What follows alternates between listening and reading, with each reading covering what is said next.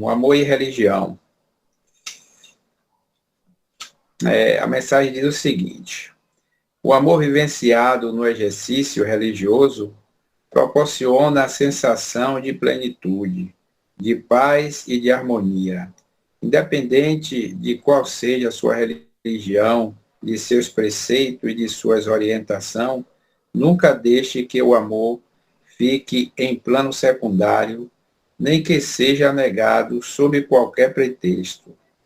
Onde existe o amor, certamente há respeito e consideração pela crença, alheias, cabendo compreendendo sem discussão. A religião do amor é o próprio amor em ação, visando ao bem-estar pessoal e coletivo. Na base de todas as religiões está sempre o amor, com um sentimento divino que conecta todas as criaturas pela oração. Religião sem amor é como uma árvore sem fruto, cujo sentido se perde na origem. É preciso que você coloque amor na doutrina de sua religião para que ela dê bons frutos e atinja o objetivo de transcendência espiritual. Dá-lhe sentido, tornando-a verdadeira. Este acréscimo o tornará exemplo vivo da eficácia do princípio religioso que você abraça. Não permita que sua religião seja contaminada por radicalismo que se opõe ao amor legítimo, o qual aproxima todos os seres humanos. O amor que você oferece envolve as pessoas, tornando-as mais criativas e afetuosas. Muito maior do que você considera ser um sentimento, o amor sempre o superará em todos os sentidos, pois é o que mais aproxima do ser humano de Deus. O maior dos sentimentos conecta você, ser humano, às forças superiores da natureza, permitindo que se sinta em plenitude com o universo. Ame com todas as suas forças, admitindo o quanto você se sente afetuoso, acolhedor e com mais empatia para com as pessoas. Em suas atividades religiosas, ame verdadeiramente, a fim de que o Criador se manifeste na totalidade de seus atos. Sua transcendência acontece quando o amor a Deus se torna consciente e você atua de acordo com seu desígnio. O amor é sempre compatível com todo e qualquer preceito religioso. Sempre considere que numa doutrina pode ser verdadeira se contrariar o amor entre os seres humanos. Amar é transcendente à materialidade, pois promove a elevação do ser humano ao máximo de si mesmo e ao encontro de sua própria essência. Esteja sempre disponível para o amor, que vai além das percepções sensoriais e das contingências que lhe dificultam a vida. O amor não tem hora nem lugar, pois caminha permanentemente com você e em seu coração. Assim, um texto de Adenauer Novaes falando sobre amor e religião, do livro Amor no Dia a Dia.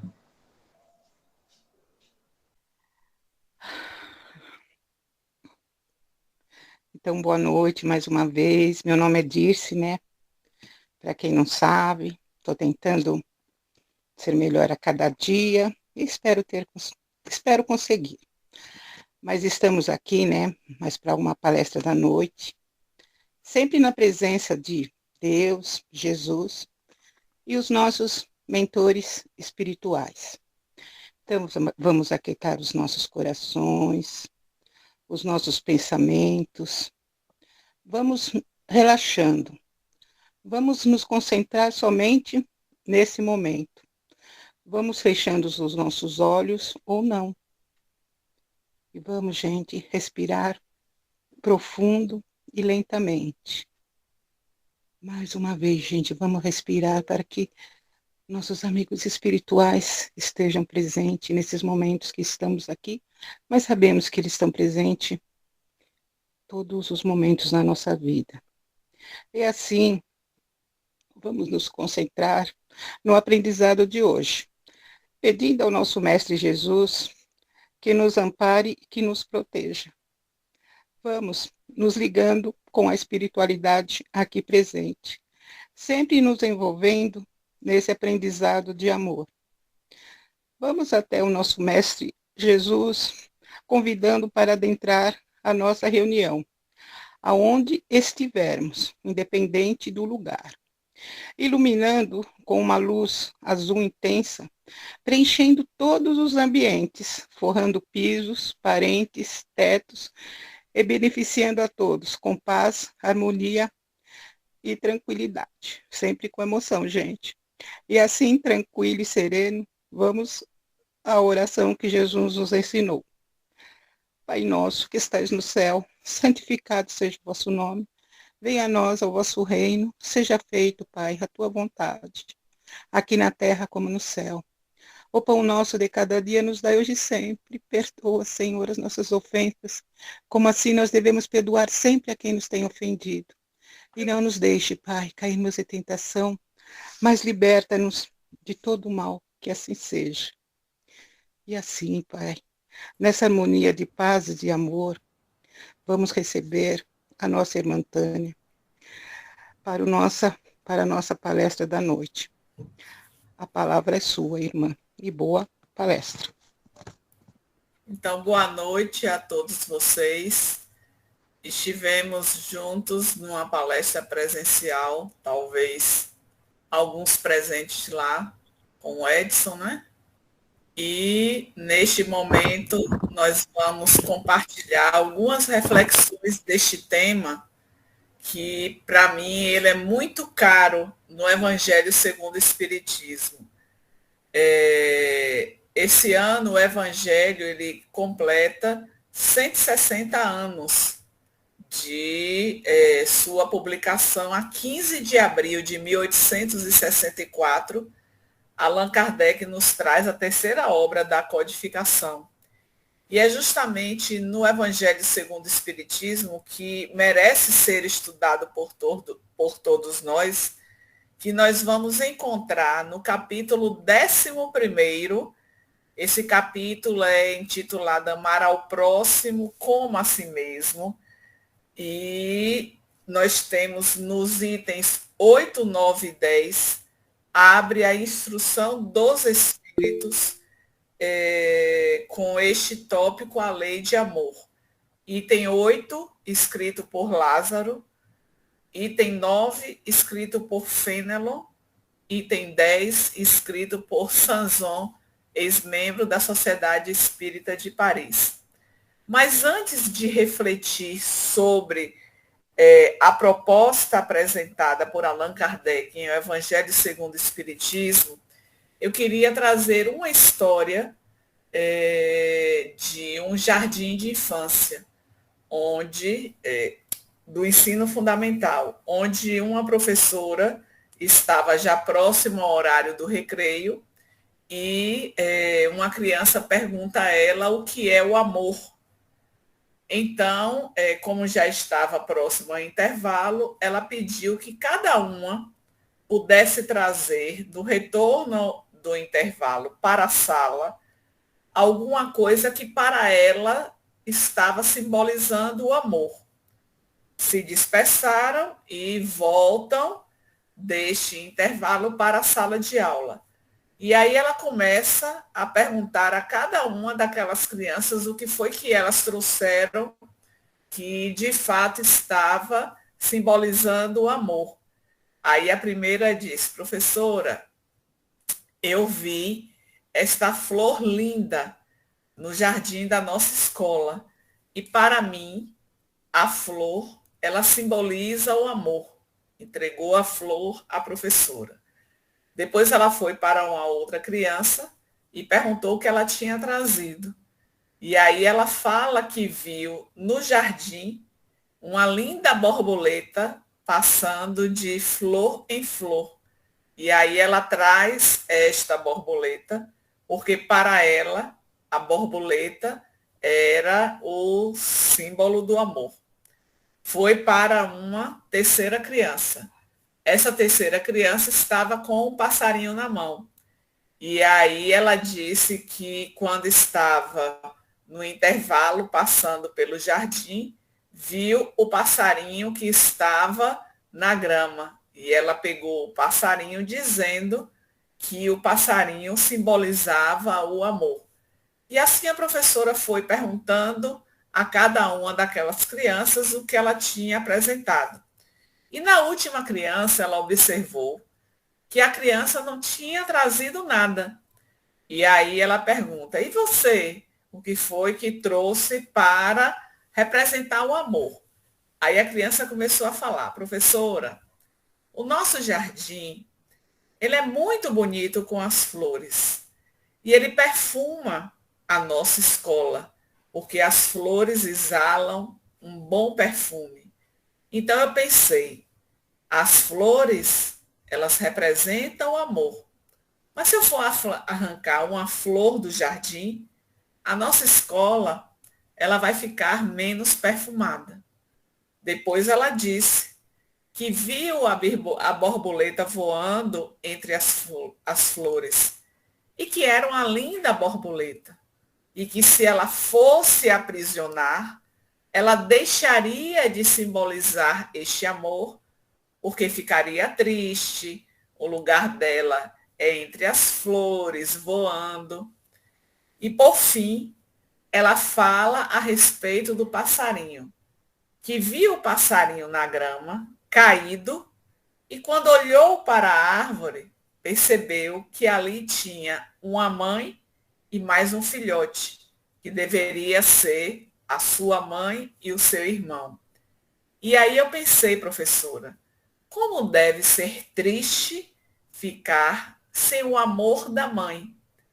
Eu, de fato, pensei em devolver o passarinho ao seu ninho, mas me distraí com alguma coisa e quando eu voltei, o passarinho não estava mais naquele local. Então, professora, eu não trouxe nada, porque tudo quanto eu pensei que simbolizava o amor, eu não poderia estar tirando de onde ele estava. E depois desta reflexão, a professora chega à conclusão de que, de fato, cada uma daquelas experiências, elas simbolizavam o amor. E aí nós vamos trazer essa história para a própria existência. O que, de fato, para nós significa o amor? Porque quando nós falamos em amor, nós vamos estar imediatamente direcionando para aquilo que é a nossa convivência com os familiares, com os amigos, e nem sempre nós estendemos este amor para o universo.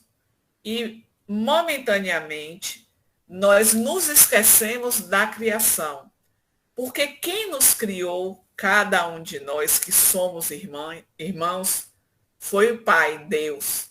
E na criação, quando Deus nos criou, como Deus é amor, assim está na fala de João Evangelista, se Deus nos criou, se Deus é amor, nós temos esta centelha de amor habitando o nosso mundo íntimo.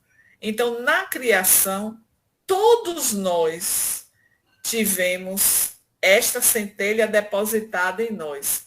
E aí, fazendo a reflexão em cima do que o Evangelho segundo o Espiritismo nos propõe, neste primeiro tópico 8 do capítulo 11, nós vamos encontrar Lázaro dizendo que o amor, ele resume a doutrina de Jesus por inteiro.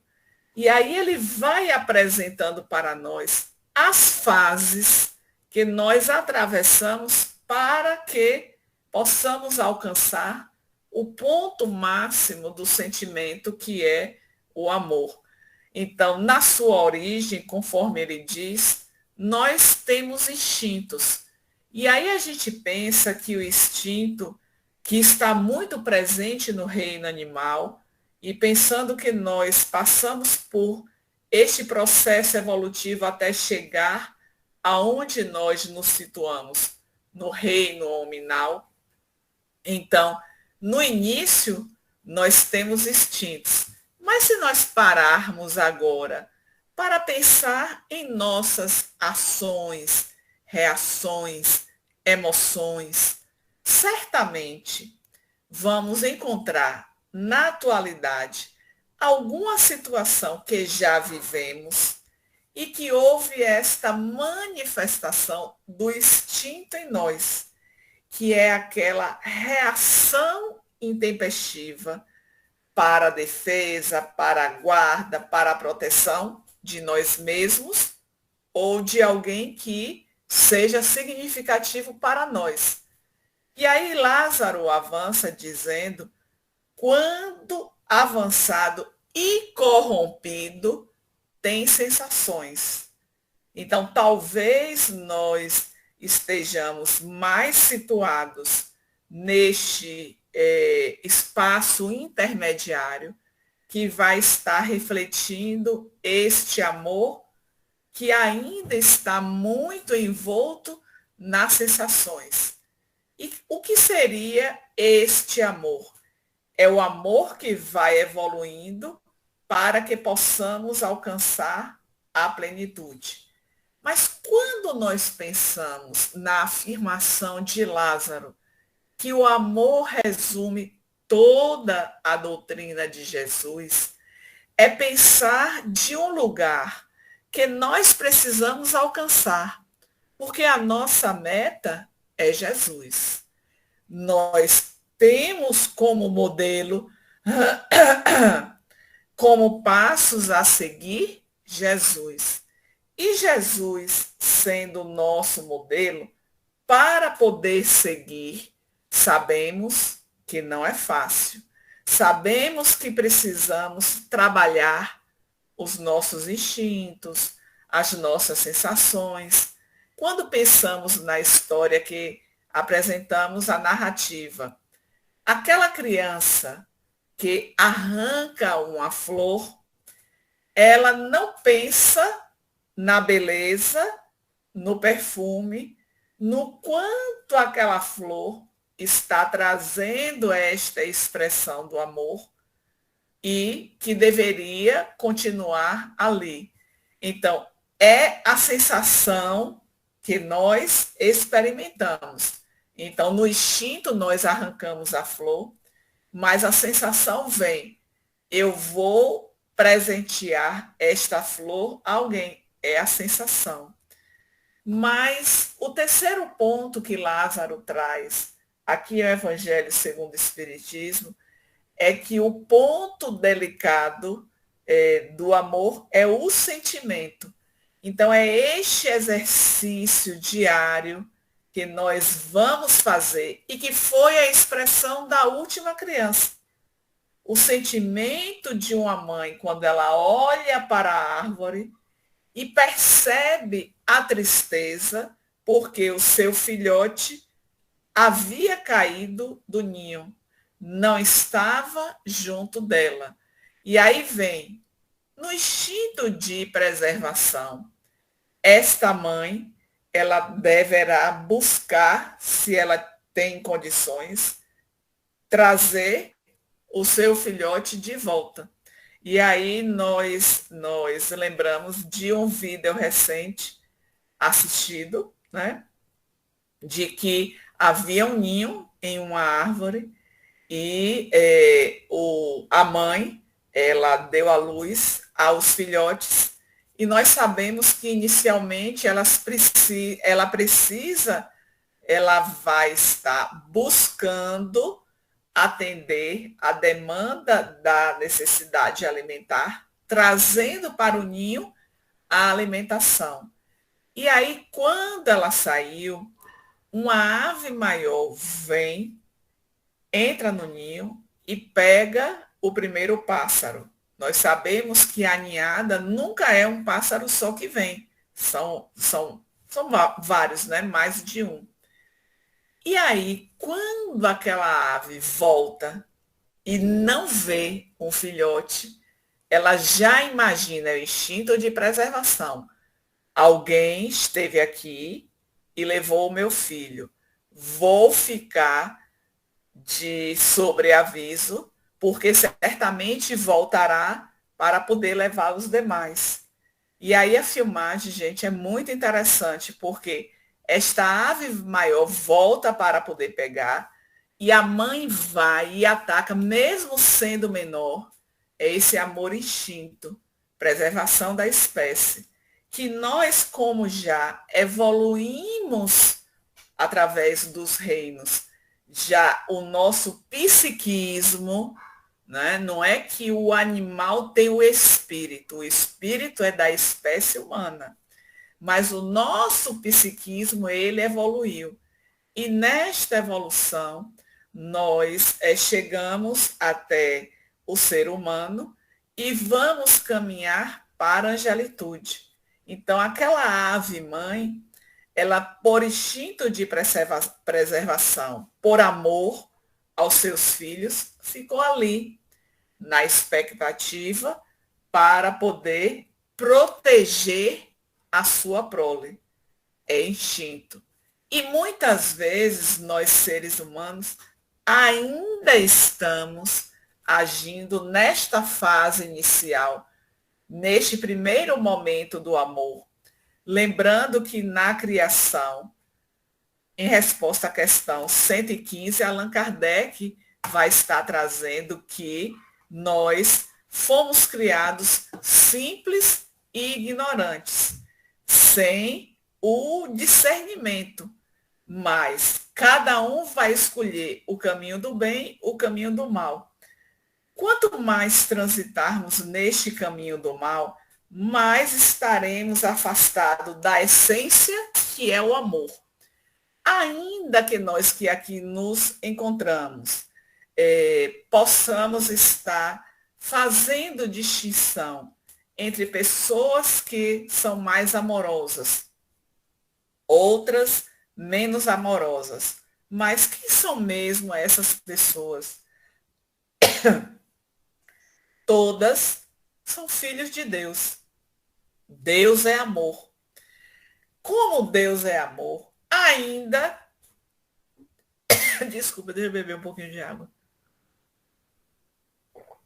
Ainda que nós não tenhamos a expressividade em nossas ações deste amor, vocês concordam que ele está em nosso íntimo? Alguém gostaria de falar? Silêncio total. Boa noite, sim, ele está... Boa noite, Adalberto. Pode falar. Está aguardando desabrochar. A gente vai se trabalhando até a gente entender o que é o amor. Muito bem colocado, Adalberto. Nós nos encontramos nesta posição de expectativa, de espera.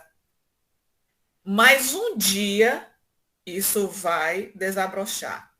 Quando a gente lembra, por exemplo, de João o Evangelista, que ele é conhecido como discípulo amado de Jesus, por que será que ele tinha esta característica? Era o mais jovem dos discípulos, e pensar que no final da experiência de Jesus, ele foi o único, junto com Pedro, que esteve próximo a este momento. E ele, mais particularmente, porque assistiu à crucificação.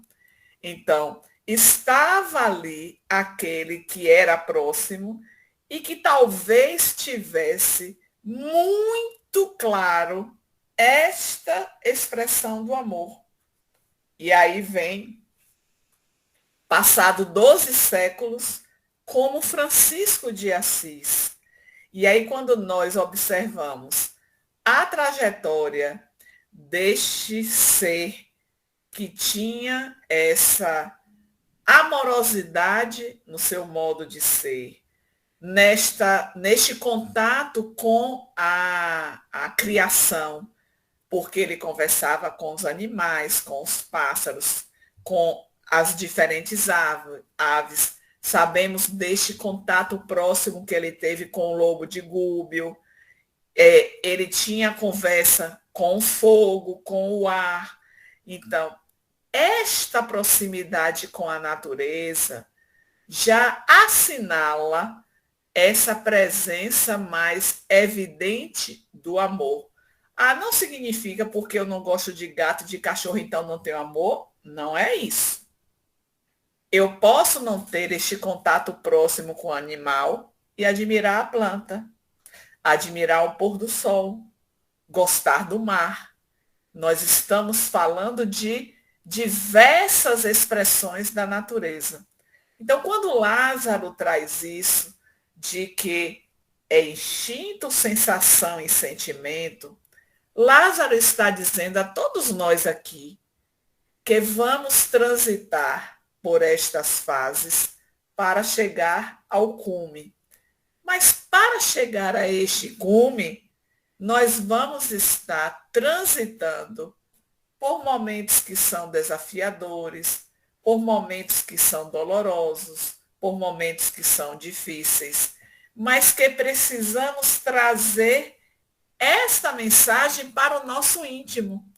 Porque diante da dor, eu vou me revoltar contra aquele que nos proporcionou a vida, Deus? O que a gente ouve algumas vezes dos lábios de pessoas que estão atravessando momentos difíceis? Por que Deus fez isso comigo? Eu não mereço estar passando por essa situação. Que pai é esse? Ele ama uns e não ama outros? É a revolta, é a queixa, não nos achamos merecedores, achamos que Deus tem privilégios em relação a uns em detrimento de outros, mas aí vem a pergunta que é bem conhecida: qual é o pai que o filho lhe pede um pão e ele oferece pedra? Isso é a expressão do amor. Se estamos neste momento vivendo momentos desafiadores, isso foi construído por nós mesmos. Ou nós solicitamos aquelas experiências para mais rapidamente avançarmos em nossa experiência evolutiva.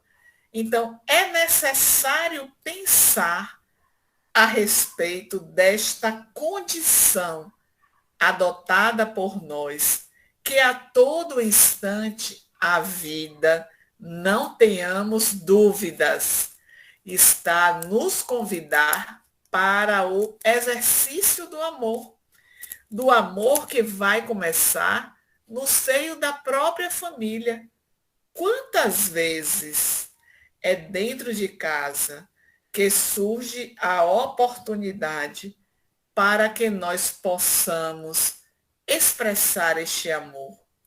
Aí lembramos que é dentro deste contexto, inclusive Allan Kardec nos apresenta no capítulo 4 de O Evangelho segundo o Espiritismo: ninguém poderá ver o reino de Deus se não nascer de novo. Lá está posto que no contexto da família, nós estamos compartilhando com aqueles que são afetos, mas também os desafetos.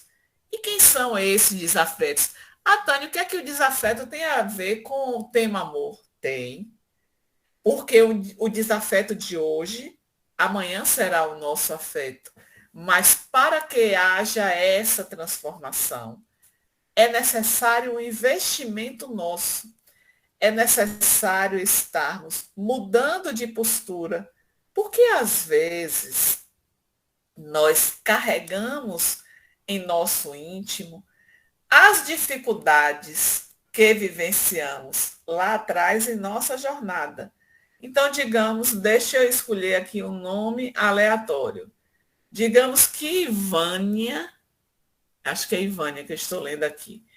Digamos que Ivânia tenha compartilhado comigo uma experiência na mesma família. E eu maltratei, provoquei, ocasionei dissabor. Ela vai guardar isso no psiquismo dela.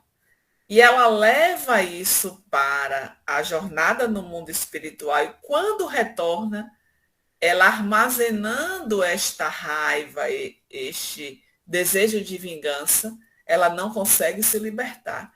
E aí volta como cobradora.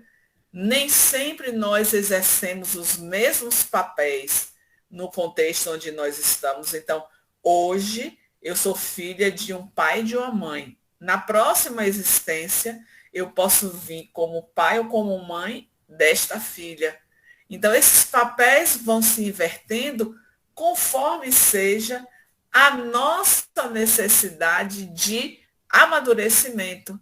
E aquilo que foi escolhido por nós ou pensado para a nossa jornada. Mas ninguém reencarna sem saber que um dos objetivos para o nosso retorno é desenvolver o amor. Este amor, ele vai se desenvolvendo na medida que nós vamos aprimorando o nosso ser. Então, compartilhar a experiência no mesmo contexto familiar com este desafeto nada mais significa que a oportunidade que a vida está nos oferecendo para que sigamos, de alguma maneira, tentando vencer aquele ou aquela que se apresenta diante de mim como cobrador. E eu preciso ter esta compreensão para poder avançar em nossa caminhada evolutiva. Se não for assim, nós não avançamos. Quem de nós aqui não reconhece alguém, seja no contexto da família, no contexto dos amigos, que não nutrimos tanto afeto, não gostaríamos de estar compartilhando as nossas experiências com aquela pessoa, mas é aquela pessoa que foi colocada como oportunidade para o nosso aprimoramento. E o que estamos fazendo desta oportunidade que nos foi ofertada? E aí a gente vai para uma frase que Lázaro coloca nesse capítulo 11º, no item 8. Lázaro escreveu, nós temos 3 anos distintos para cada uma dessas instruções dos espíritos. Lázaro escreveu em 1862, ou seja, 2 anos antes da publicação do Evangelho. Nós temos esse texto de Lázaro e ele vai dizer: a fim de avançar para a meta, tem a criatura que vencer os instintos. Ou seja, nós já transitamos por esta fase. Porque às vezes a gente vê uma pessoa que está assim, numa expressividade contínua de amorosidade, ela já esteve no ponto inicial. Ninguém chega à superfície sem passar ninguém chega ao alto sem passar pela superfície. Quem chega no cume de uma montanha se não fizer a escalada? Só se a gente for levada por um avião. Porém, o avião a gente pega na base, no solo, para poder ele subir. Então, todos nós vamos ter montanhas a escalar para chegar no platô, que é o sentimento. Então, Lázaro está dizendo aqui que para que a gente alcance esse ponto máximo, que é o sentimento, eu vou estar passando pelo instinto. E mais adiante ele vai dizer que os instintos são as germinações a germinação e os embriões do sentimento. Agora, vamos pensar em uma semente. Quando nós vamos plantar, por exemplo, um cajueiro, uma mangueira, nós vamos pegar a semente e vamos cuidar do solo. Se nós fizermos a mesma plantação em solos diferentes, elas vão crescer da mesma maneira? Não necessariamente, porque vai depender do tempo que nós vamos dedicar ao cuidado, o quanto nós vamos estar adubando, renovando, molhando, as condições climáticas, que se tiver muito quente, isso é prejudicial ao crescimento da árvore. Se também for muito gelado, se nevar. Então, todas essas condições, elas vão interferir na apresentação do produto final, que é a árvore, quando ela vai oferecer os frutos. Mas a gente sabe que aquele agricultor que investe mais na plantação, ele vai colher mais rapidamente, mesmo que tenha todos esses fatores que estão, que dizem respeito ao aspecto exterior. E por que nós trouxemos este exemplo de plantar uma árvore? Porque aqui Lázaro vai estar trazendo para nós que o espírito ele precisa ser cultivado como um campo. Aí pensando mais uma vez na questão da agricultura, nem sempre um solo favorável, aquelas sementes que são colocadas, elas vão frutificar no tempo que é mais ou menos previsto e que nós também criamos expectativas.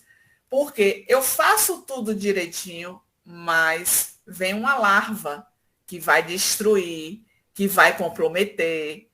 E se eu não tiver cuidado, eu não identificar que aquela plantação chegou uma erva daninha, ela vai aos poucos penetrando. E se eu não tiver cuidando com zelo, com esmero, ela vai cada vez mais comprometer aquela plantação.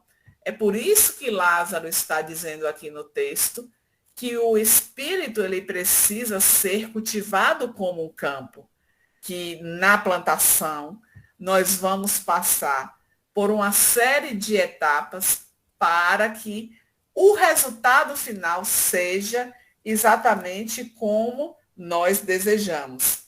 E aí vem o item 9, que é escrito por Fénelon no ano de 1861, ou seja, 3 anos antes da codificação.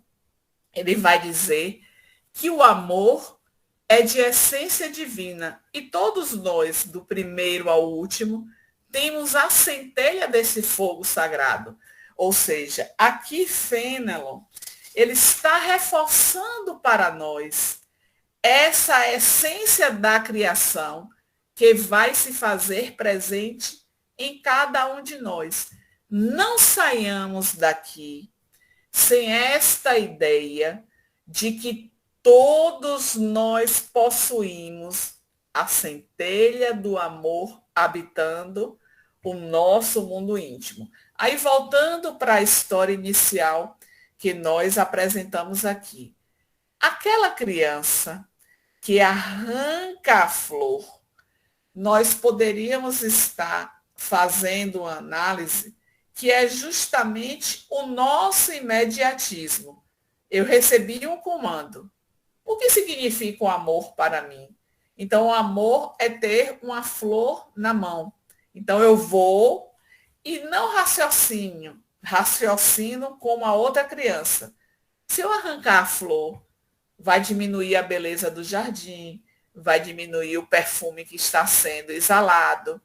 Então, em nossa maturidade evolutiva, nós passamos a agir menos por impulso e mais pela razão, pelo conhecimento, e pelo sentimento. E aí eu vou, não, mas uma flor, ela encanta e perfuma o jardim das nossas existências. Ela tem que ficar lá até o tempo que é favorável para ela, porque nós sabemos que também as plantas, depois de um tempo, se não tiver o cuidado, ela vai esmorecer e vai fenecer.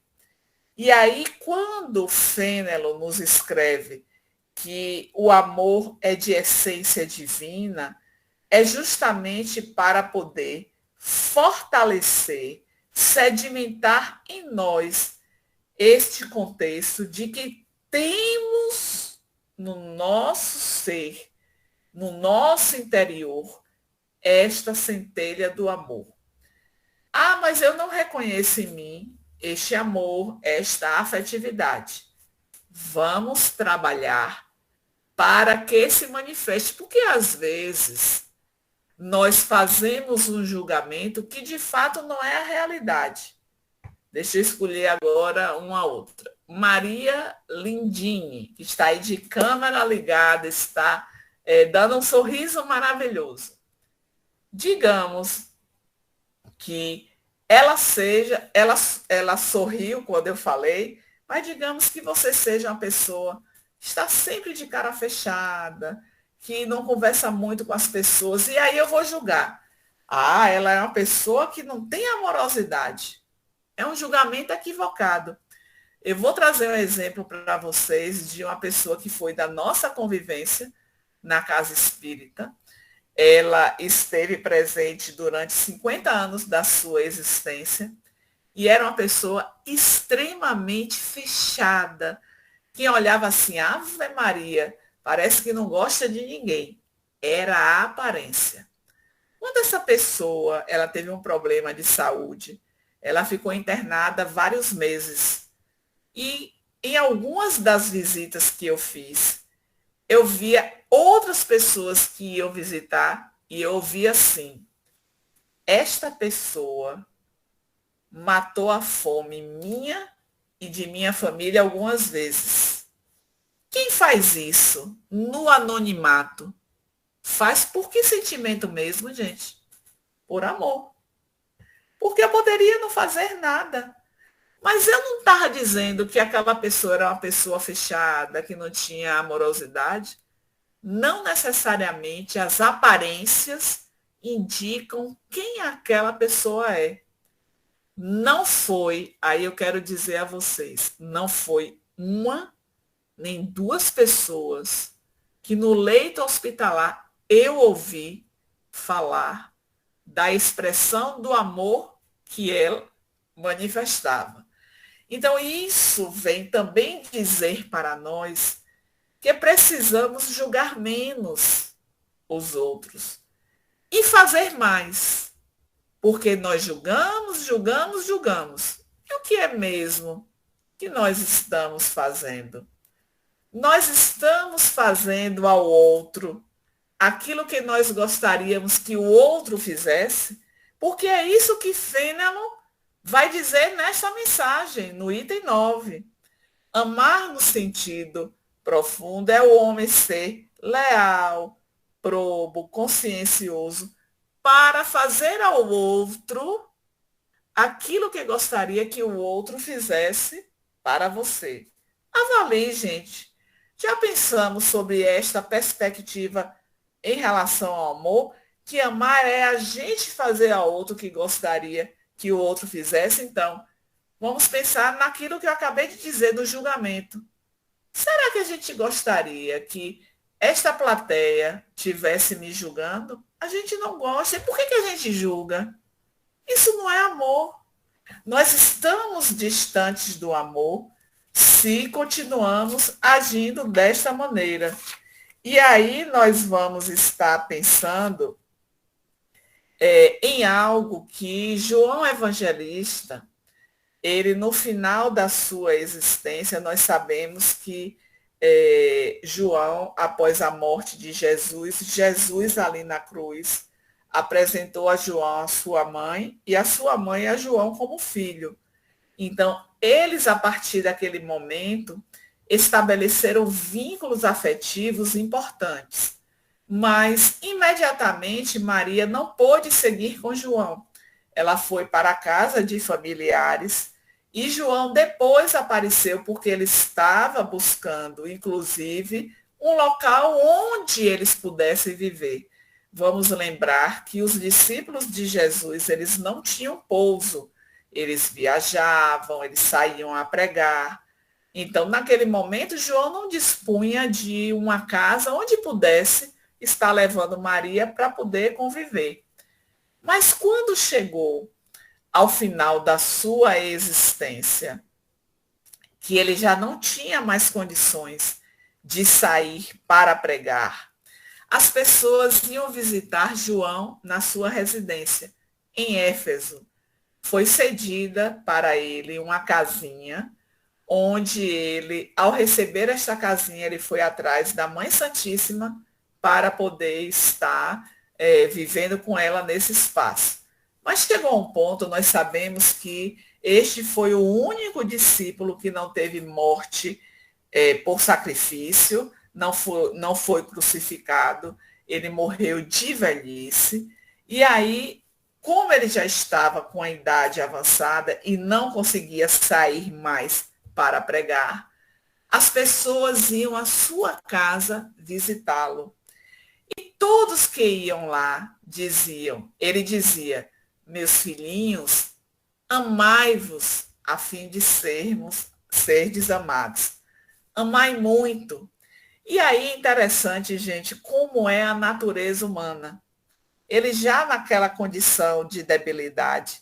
E aí as pessoas começaram a falar, imagine, todo dia que a gente vem visitar, ele diz a mesma coisa.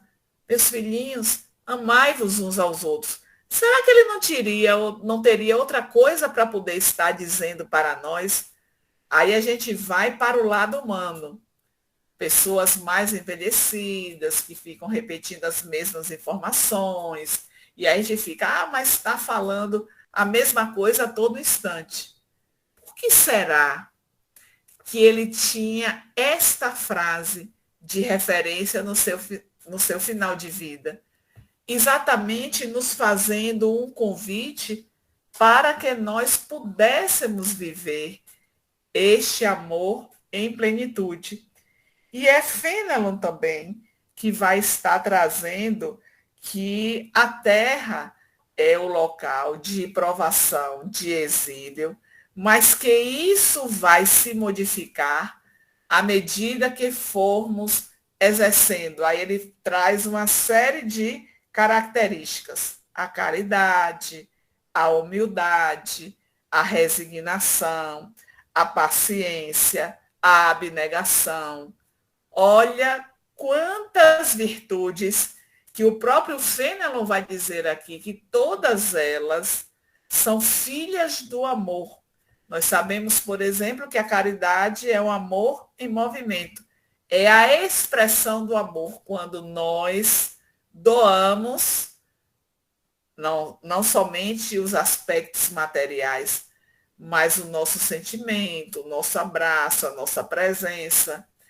E aí nós vamos lembrar de algo que a benfeitora Joana de Ângeles apresenta para nós no capítulo 2 do livro Garimpo de Amor. Este capítulo é intitulado Amor a si mesmo. Ela inicia dizendo assim, que o amor que se deve dedicar ao próximo é consequência natural do amor que se dedica a si mesmo, ou seja, como é que eu posso estar amando a vocês que estão aqui? Aí eu vou dizer alguns nomes, a Mário, a João, a Geraldo, a Dice, a Ana, a Elma. Como é que eu posso amar se eu não me amo?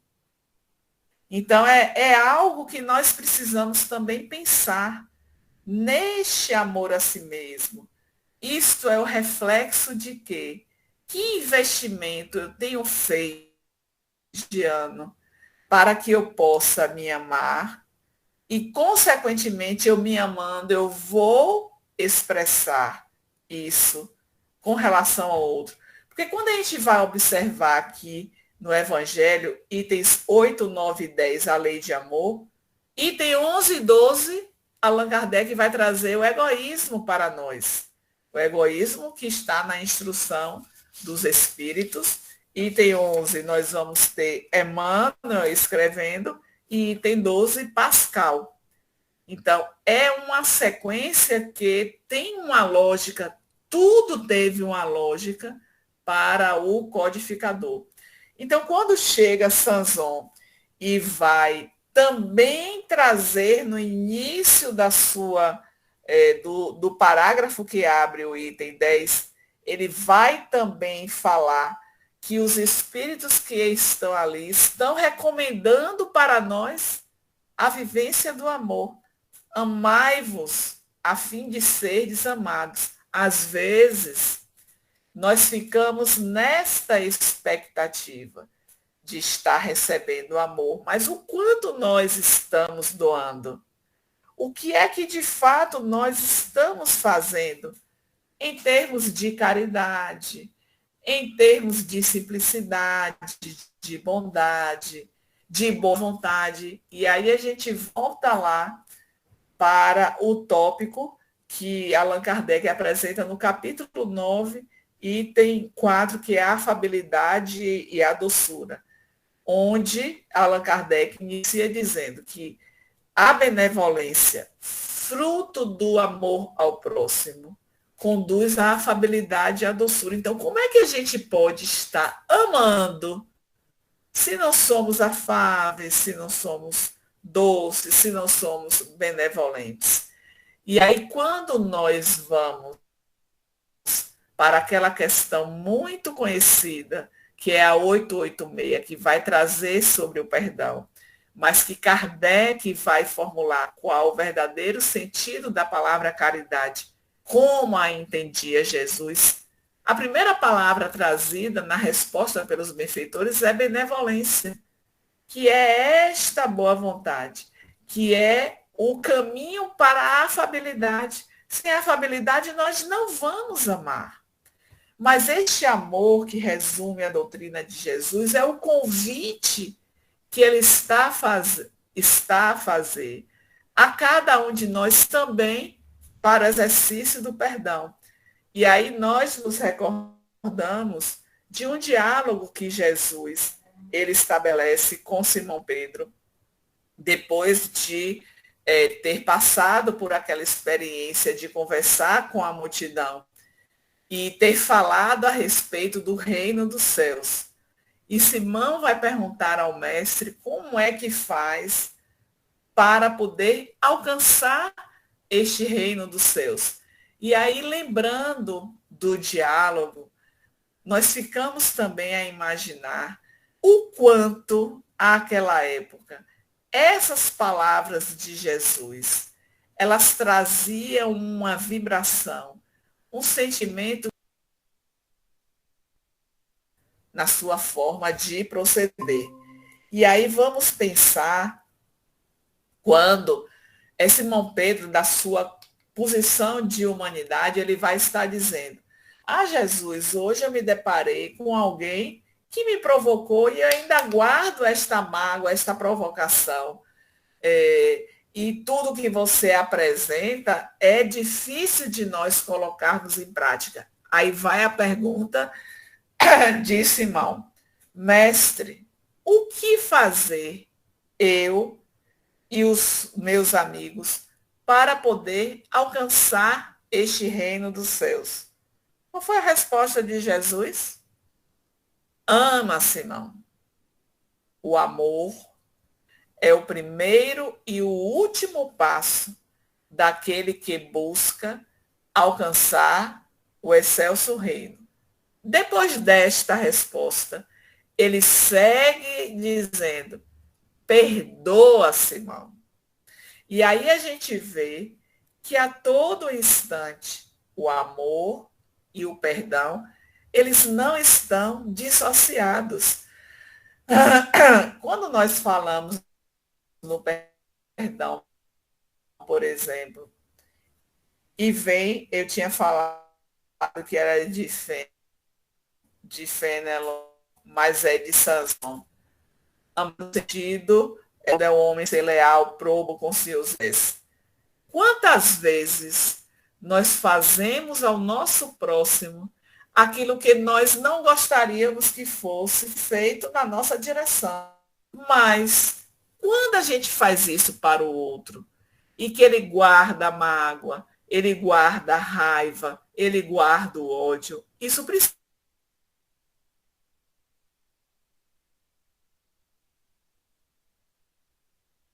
um passo à frente para poder quebrar este círculo que foi criado. Porque se eu vou guardar mágoa de disse pode suar para poder quebrar e eu não permitir. Mas depois, a minha consciência, ela vai estar desperta. Não, eu não posso continuar agindo assim. Não é isso que eu estou aprendendo à luz da doutrina dos espíritos, que nos convida ao perdão, que nos convida à caridade. E aí, quando a gente vai para o texto lá do Evangelho, que vai falar sobre a paciência, porque aqui Fénelon está falando que a paciência é uma das virtudes filhas do amor. E aí, lá no texto da paciência, um espírito amigo vai dizer: a paciência é também uma caridade, e deveis praticar a caridade, não aquela caridade material, mas o perdão das ofensas, ou seja, elas estão muito relacionadas, interligadas. Boa noite, gente. Eu só queria falar assim que a gente pode amar de várias maneiras, né? E eu acho que o pior desamor é aquele que lá fora, né, no centro, ou na igreja, ou nos amigos, a gente dá aos outros amor. Eu acredito que existe, o ser humano tem várias pessoas que são assim, inclusive muitas vezes nós também, né? Porque muitas vezes as pessoas confundem, né? A palavra amor, mas é que nem foi falado, né? O amor pode ser, assim, dado em tudo, né? Em sorrisos, em bom dia, em oração, em alimentação, né? E eu, assim, hoje uma mensagem que eu gosto muito do amor, porque eu acredito que o amor é realmente a essência da vida, né? E eu tenho, assim, rapidinho, né, que a Tânia tem que sair, eu lembro que uma vez eu li uma mensagem de duas mulheres, uma teve o filho, acho que vocês também sabem, e a outra criou. Aí, quando a criança estava grande, começaram a briga, né? Ah, porque é meu, porque é meu, porque é meu. Aí não tinha jeito, né? Uma brigava, outra brigava. Aí o juiz falou assim: tá bom, eu vou repartir a criança no meio e vou dar metade para cada um. Aí uma falou: não, pode dar para ela. Isso foi o amor amou tanto que deu, falou: pode ficar com ela. Então, o amor, muitas vezes, a gente se expressa e a gente nem percebe também. Muitas vezes é fazer uma comida para uma pessoa que a gente gosta, né? Aquilo ali é um ato de amor. E muitas coisas são um ato de amor. Então, tem mais uns minutinhos aí para quem quiser falar, né? A Tânia tem que sair mais cedo, mas foi muito prazerosa a sua palestra, Tânia. Obrigadice. Pode falar, Fidelis. Tânia, o que eu posso falar é dar parabéns a você, muito obrigado pela sua palestra, que Deus te abençoe e te ilumine sempre. Esse foi teu para falar. E a palestra foi muito boa, muito abrangente, muito significativa. Parabéns. Obrigada, Fidelis. Só pedir para a Tânia, né, encerrar. Eu só queria ler, assim, gente, uma mensagem que eu escolhi aqui, e eu acho ela muito importante, porque eu levo ela no meu dia a dia. Porque a mensagem chama A Pedra. Então, é assim: no caminho, eu tropecei em pedras. Para evitar os machucados, eu mudei de caminho. No novo caminho, haviam novas pedras. Desta vez, então, eu aprendi sobre as pedras e decorei a posição delas e do caminho. Mesmo assim, continuei tropeçando. Foi então que percebi que o problema não era o caminho e nem as pedras. Era meu jeito de caminhar. A gente tem que pensar nisso, que muitas vezes a gente escorrega na mesma pedra e cai. A gente decora a posição das pedras e o pé, e a gente, isso quer dizer, e a gente vamos em frente. Isso quer dizer os problemas que a gente tem no dia a dia. Que muitas vezes as pedras são os problemas que tropeçamos e continuamos na mesma. Era isso que eu queria falar. E aí, se Tânia quiser, Tânia pode fazer a oração, a prece de encerramento. Vamos então, eu faço sim.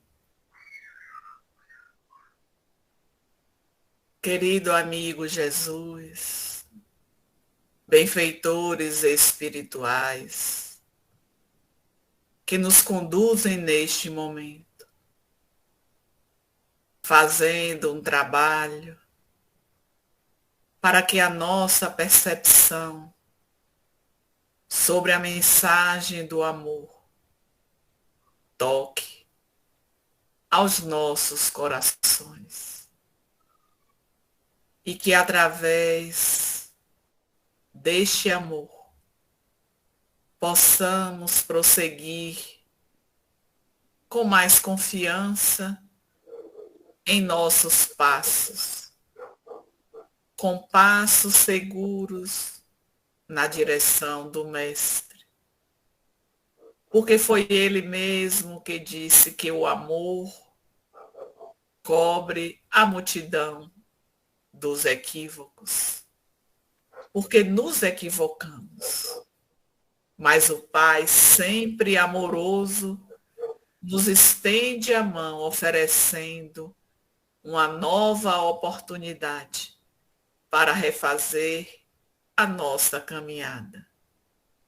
Que estas reflexões, Jesus, tu que és o exemplo máximo de amor, prossiga conosco, fortalecendo o nosso íntimo, os nossos ideais, trazendo a certeza para cada um de nós que o teu amor nos envolve, nos ampara, nos sustenta e fortalece, e que aquece o nosso íntimo, dando-nos a certeza de que prossegues conosco, lado a lado, oferecendo-nos o teu apoio para que não desanimemos e que a tua paz, Jesus, permaneça conosco, hoje e sempre. Que assim seja.